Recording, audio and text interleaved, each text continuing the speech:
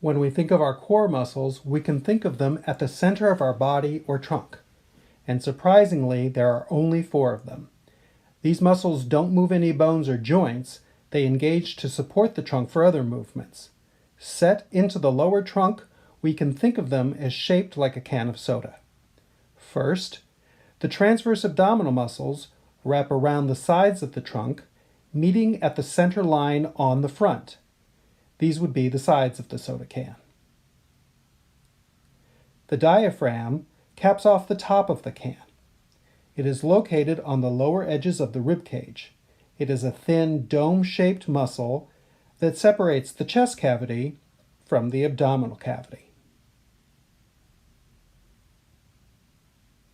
The pelvic floor is actually a group of muscles that work as a unit.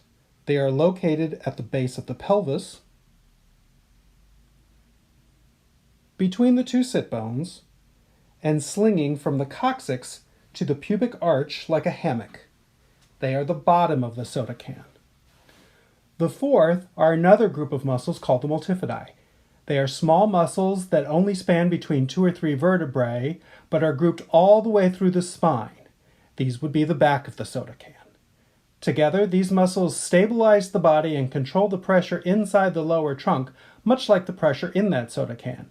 These muscles don't do the heavy lifting, but without them, the other muscles would not be able to function because they would have no stable base to work off of.